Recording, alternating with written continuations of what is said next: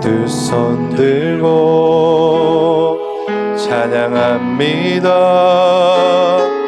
다시 오실 왕 여호와께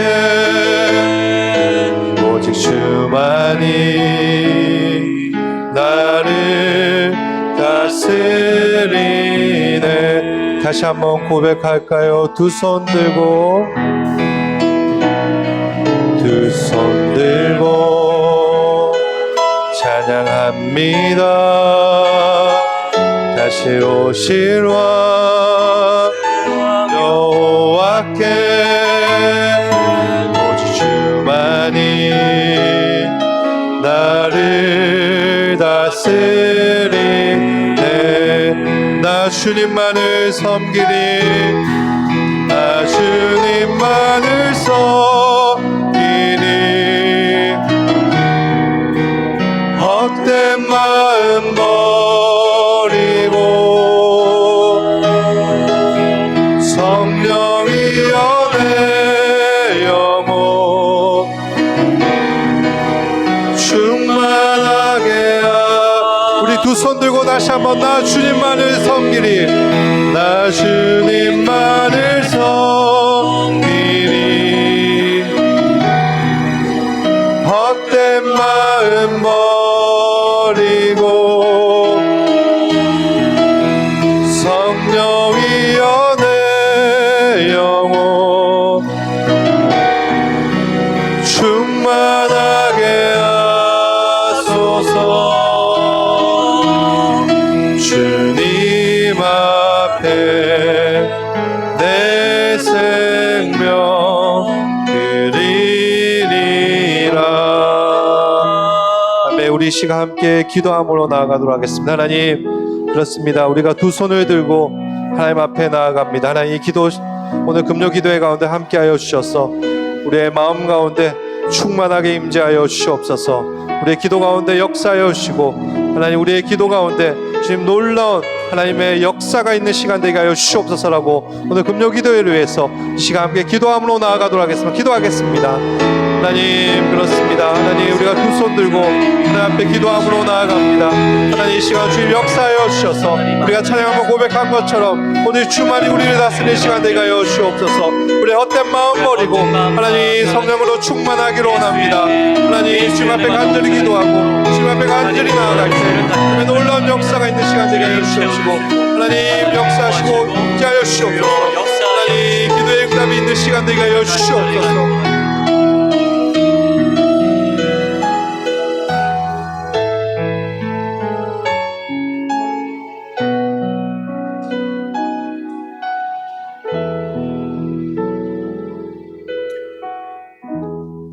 살아계신 하나님 아버지, 감사합니다. 또 공휴일이고 하나님, 비가 이렇게 오는데도 또 은혜의 자리로 인도하여 주셔서 하나님 성령의 은혜를 구하며 기도하는 이 밤 맞게 하시니 감사합니다.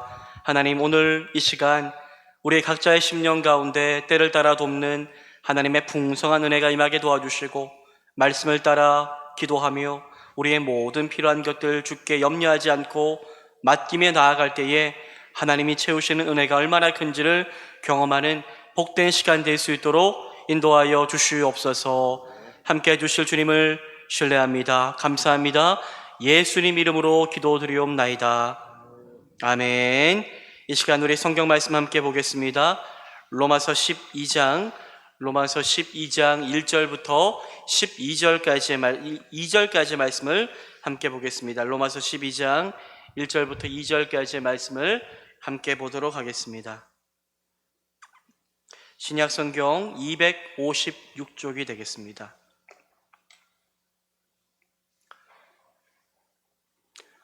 로마서 12장 1절부터 우리 2절까지 말씀을 두 절인데요.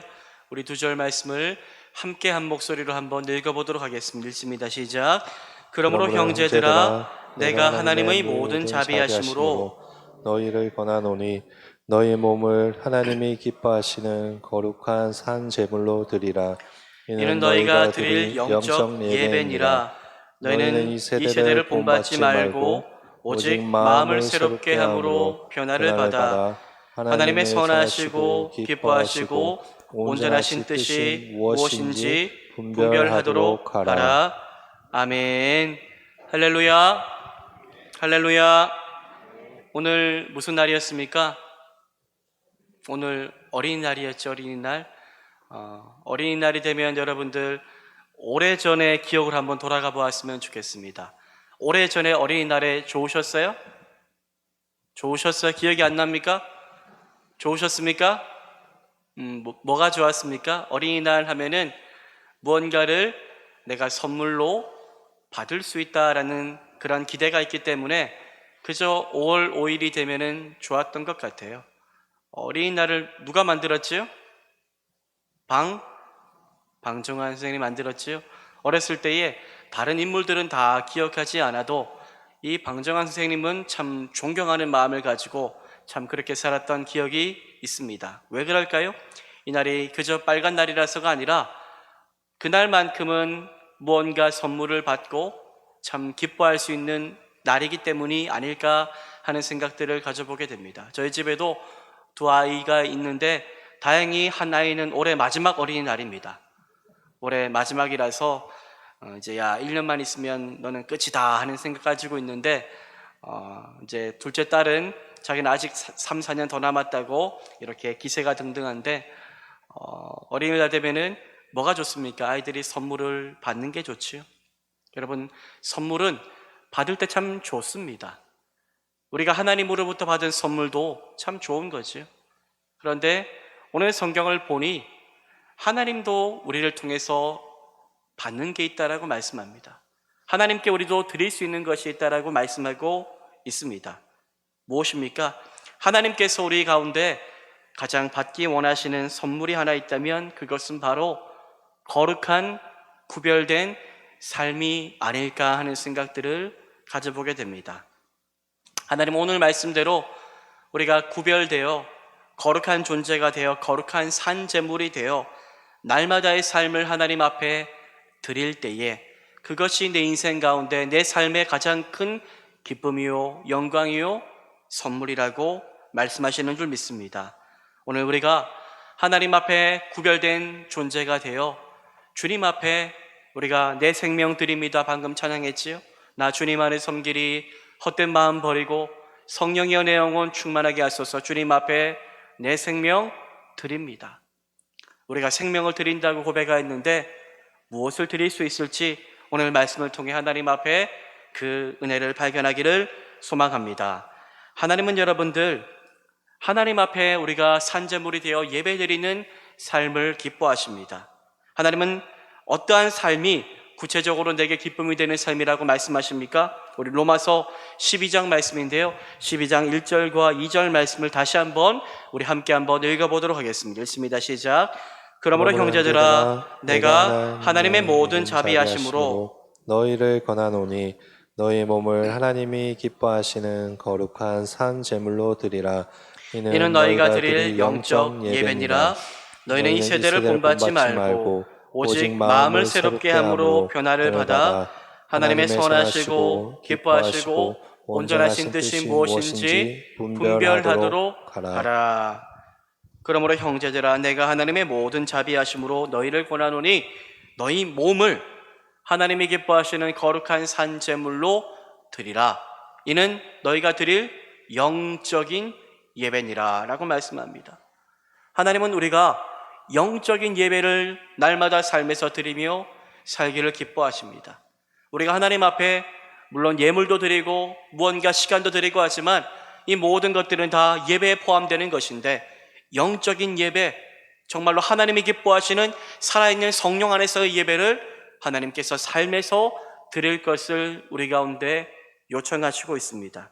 여러분, 영적인 예배를 드려야 하는데 오늘 세 가지가 무엇이는지 함께 살펴보기를 원합니다. 첫 번째로 이 세대를 뭐하지 않는 삶입니까? 본받지 않는 삶이 바로 영적인 예배라고 말씀하고 있습니다. 하나님께 예배가 되는 삶이란 세상을 본받지 않는 삶입니다. 세상과 구별된 삶입니다. 세상에서 말하는 대로 살아가는 것이 아니라 하나님 말씀하신 대로 살아가고자 하는 거룩한 열망함이 담긴 삶입니다. 세상 풍조에 휩쓸리지 않는 거지요. 이 세대를 본받지 않는 겁니다. 오늘 성경은 이 악한 시대에 풍조를 따라가지 않는 삶이 바로 하나님 앞에 예배가 될 수 있다라고 말씀하고 있지요. 오늘 말씀은 여러분 우리를 구별된 삶, 거룩한 삶으로 우리를 초청하고 있습니다. 여러분 하나님께 구별된 삶의 예배자는 달라야 합니다. 저는 우리 교회 오시는 분들이 이 팔성교회 정교회 오시는 분들이 다른 것이 저는 하나 있어요. 주일에 교회 오는 거요. 이것 하나 안 됩니다.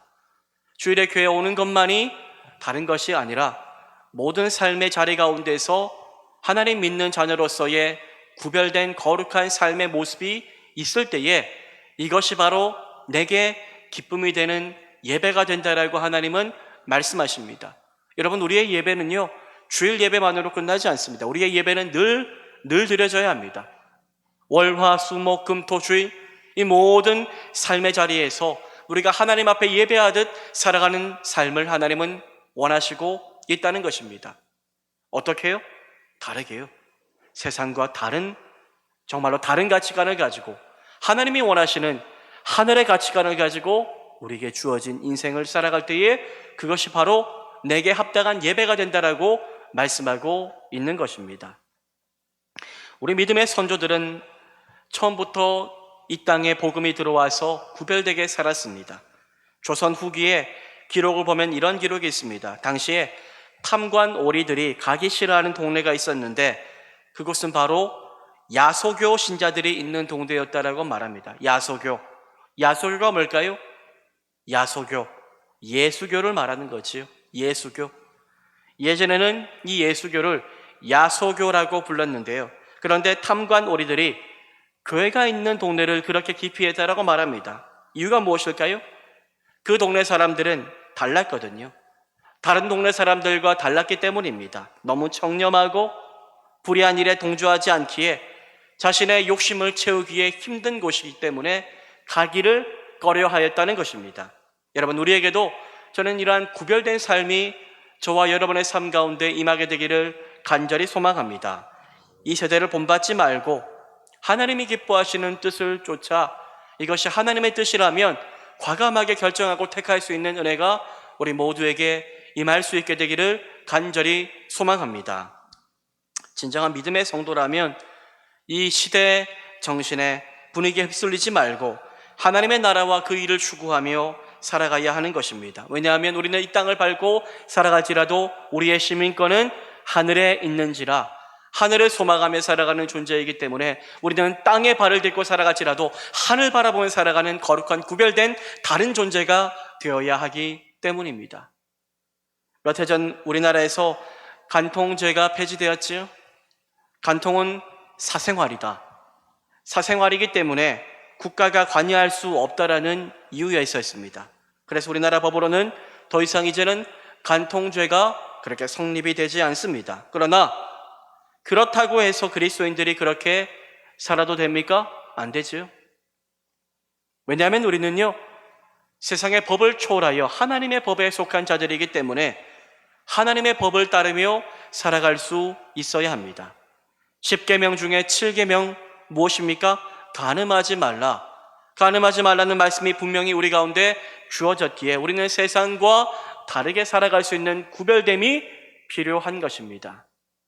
우리나라에 계속해서 이슈가 되고 있는 법안 중에 무엇이 있습니까? 차별금지법이 있지요. 차별금지법. 차별을 금지해야 한다. 차별을 금지해야 한다라는 모토는 참 좋습니다.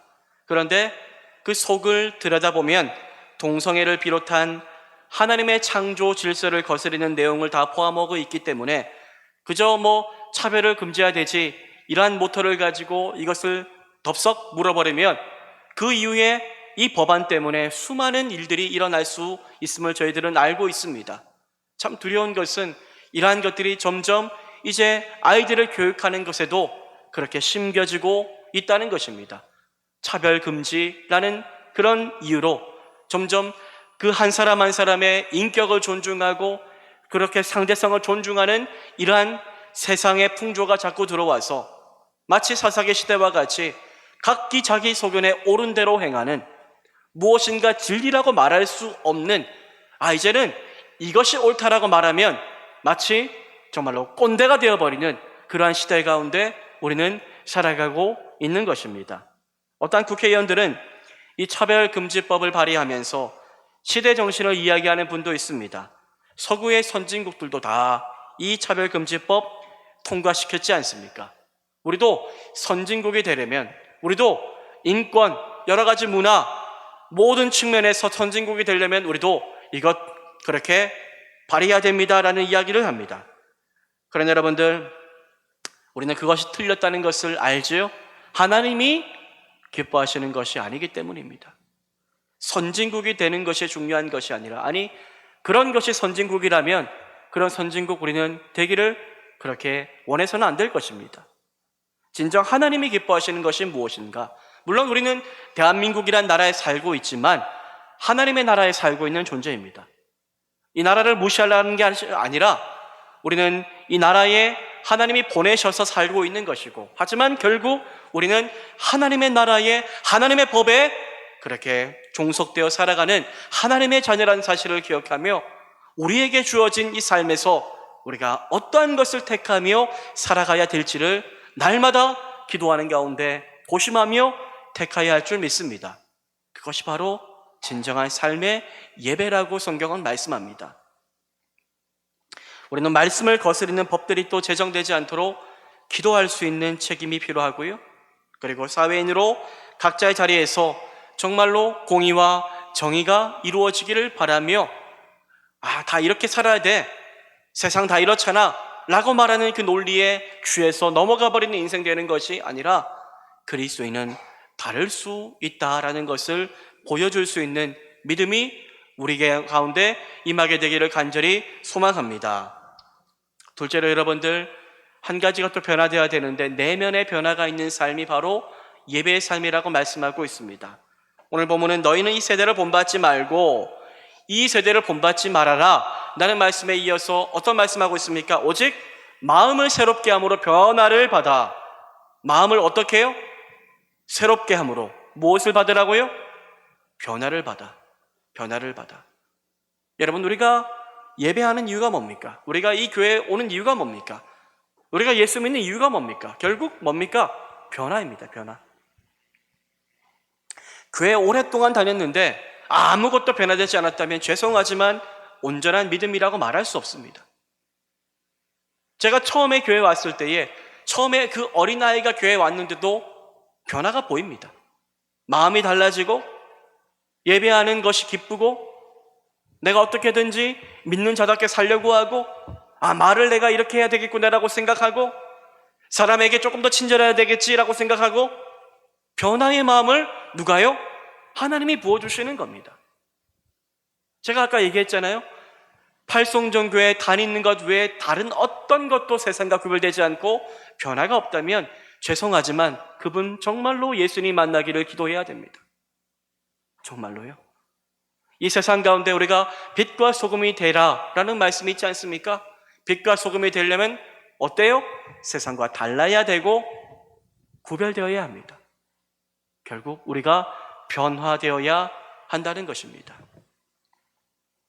우리가 하나님 앞에 진정한 삶의 예배자로 살기 위해서는 외적인 변화를 넘어 사람들은 보지 못하는 내적인 변화까지 임하여야 합니다. 세상은 여러분들 주로 겉으로 드러난 모습, 행동에 집중합니다. 법을 여러분들 제정할 때도 법이 여러분들 건드리지 못하는 게 뭡니까? 그 사람, 그 행동에 대한 법을 만들 수 있지만 그 행동을 한 사람들의 속마음을 다루는 법은 없습니다. 왜냐하면 사람의 속마음을 알 방도도 없고 또 설령 그것을 안다라고 할지라도 그 마음보다 밖으로 드러난 행위, 결과를 더 중요시하는 것이 바로 법이기 때문입니다.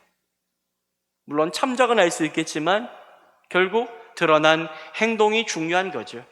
하지만 여러분들, 하나님은 다르지요? 하나님은 무엇을 보십니까? 저와 여러분의 속, 마음을 다 꿰뚫어 보시는 분이십니다. 우리의 중심을 보시고 그래서 우리에게 무엇을 원하십니까?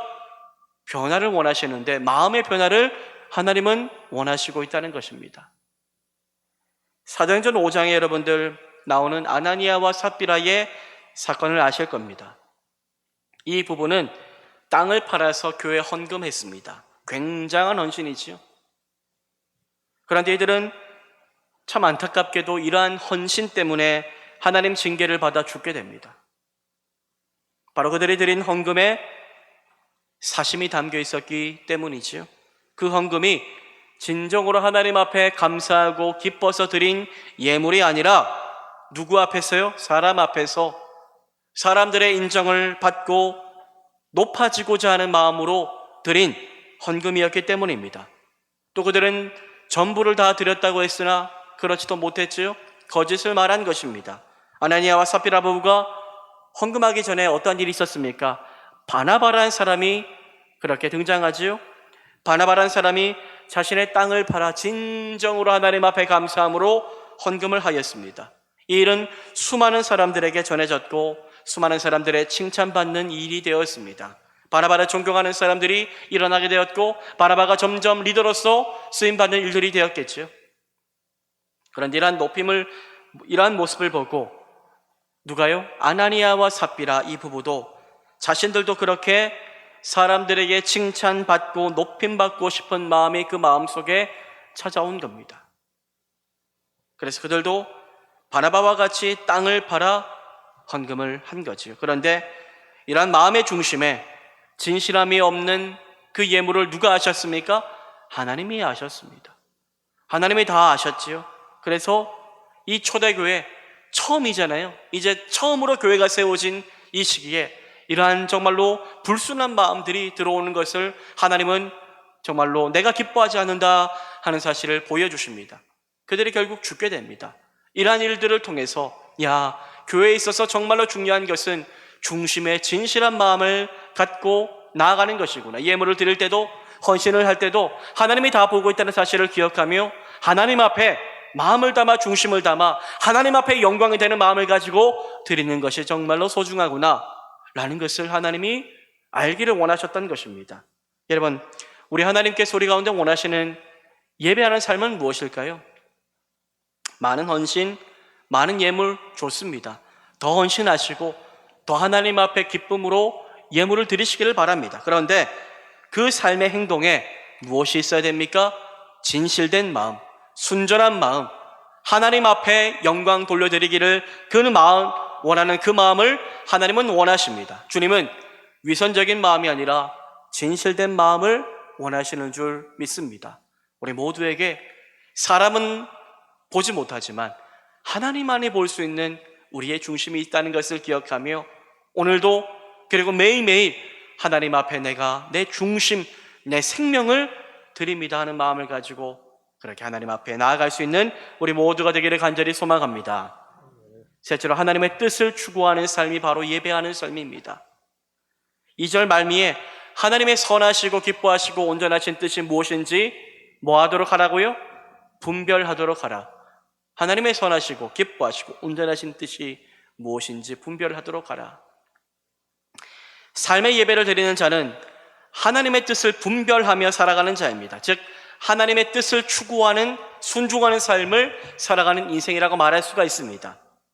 그렇다면 여러분들 하나님의 뜻을 추구하는 삶, 분별하는 삶이란 구체적으로 어떠한 삶을 말하는 것일까요? 바로 하나님의 말씀을 듣고 그 말씀에 순종하는 삶을 말하는 것입니다. 왜냐하면 하나님의 뜻을 분별하는 가장 확실한 방법은요, 하나님의 말씀을 날마다 바라보며 그 말씀대로 살아가는 것이기 때문입니다. 우리에게 저는 말씀을 사모하는 마음들이 더 일어나기를 원합니다. 매일매일 말씀을 읽고 또 읽으십시오. 그 말씀대로 되기를 바라며 순종하기를 기뻐하십시오. 많은 사람들이, 물론 저는 그게 틀렸다는 게 아닙니다. 기도하는 가운데 하나님 신비한 어떠한 음성을 들려주십시오 고백할 수 있어요? 실제로 하나님께서 내게 그러한 마음을 주시는 것 같은 그런 느낌을 받을 수 있습니다. 하지만 거기에 우리가 너무나 현혹되어서는 안 됩니다. 그것이 때론 맞을 때도 있고 틀릴 때도 있음을 우리는 알고 있기 때문입니다. 내 감정에 취해서 그렇게 될 수도 있고요. 여러분들, 분명한 하나님의 계신 것은 무엇입니까? 우리에게 주어진 이 성경 말씀입니다. 이 말씀이 이미 우리에게 가야 될 모든 길을 다 제시해주고 있습니다. 물론 우리가 일상의 삶 가운데서, 회사에서 이런 상황 가운데 어떻게 해야 되지? 집에서 남편이 아내가 이렇게 했을 때 어떻게 해야 되지? 이런 하나하나의 답은 없습니다. 하지만 우리가 말씀을 읽어보면 그 모든 삶의 자리에서 어떻게 살아가는지, 어떤 태도를 원하시는지에 대한 하나님의 뜻은 분명히 담겨 있기 때문에 그 마음을 가지고 우리의 삶에 적용하면 되는 것입니다. 여러분, 날마다 우리가 말씀으로 우리를 채워야 될 이유가 여기 있습니다. 우리는 날마다 말씀을 묵상해야 하나님의 뜻을 분별하여 세상 가운데 구별되게 살아갈 수 있습니다. 말씀이 없다면 여러분들, 우리는 날마다 무너집니다. 말씀을 읽다 보면 여러분들, 세상의 논리와 다른 이야기들이 가득합니다.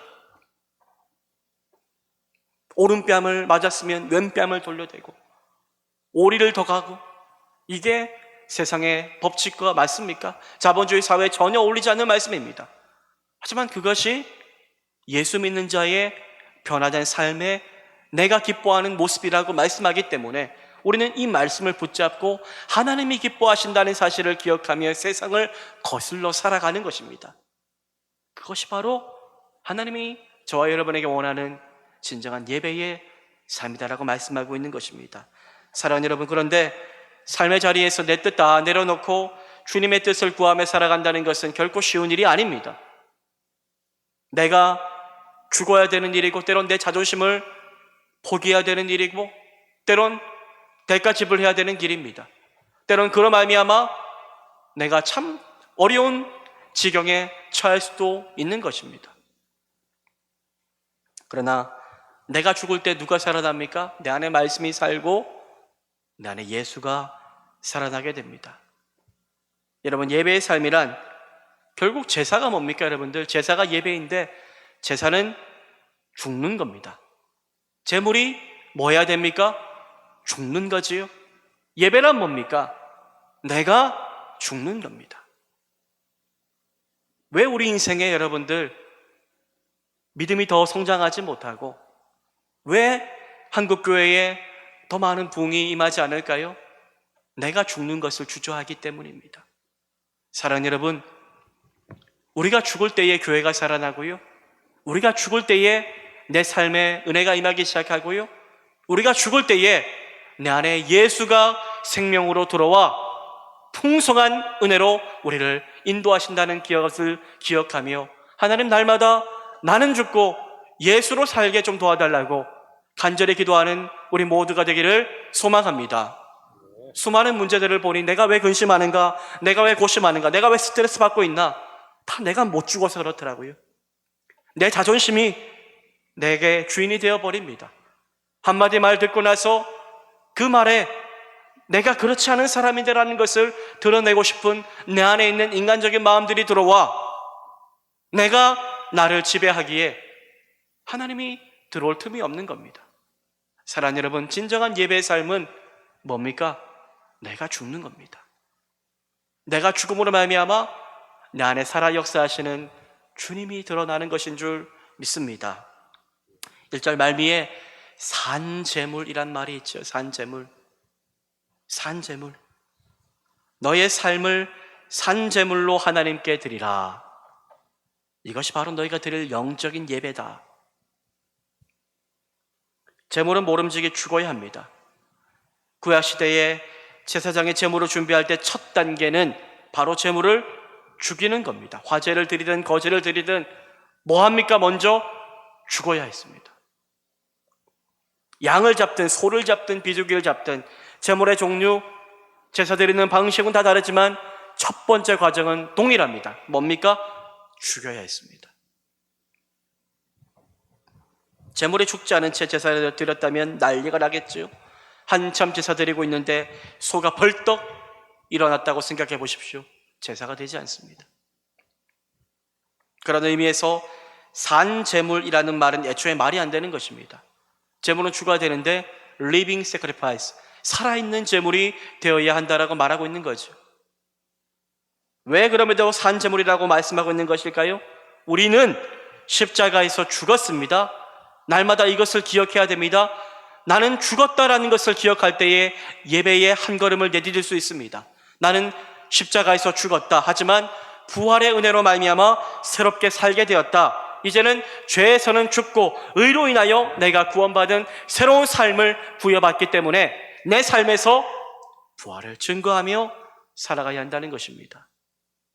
우리는 살아있지만 예수 안에서, 하나님의 뜻 안에서 나를 죽이고 주님의 뜻을 구하며 사는 삶을 그렇게 살도록 부름받은 존재입니다. 그것이 바로 저와 여러분이 정말 하나님 앞에 드려야 할 참된 삶의 예배라고 말씀하고 있습니다. 사랑하는 여러분, 주님께서 우리를 그러한 산재물된 삶으로 오늘도 초대하시는 줄 믿습니다.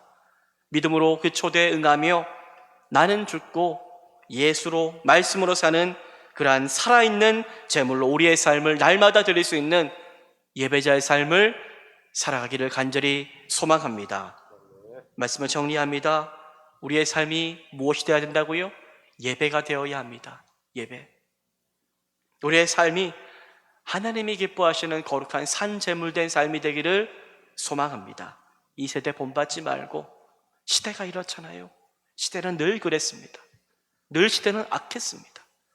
이 시대 본받지 말고 마음을 날마다 새롭게 하여 변화를 받아 하나님이 기뻐하시고 온전하시고 선하신 뜻이 무엇인지 분별하여 하나님 앞에 내 삶을 아름답게 드림으로 하나님이 받으시는 우리의 삶의 선물이 드려지게 되기를 간절히 소망합니다. 이 시간 우리 하나님 앞에 우리 마음을 담아 한번 찬양하며 나가기를 원합니다. 주님, 예배합니다. 찬양합니다. 내 삶의 예배를 받아주시고 주님, 이 악한 시대 가운데 주님이 기뻐하는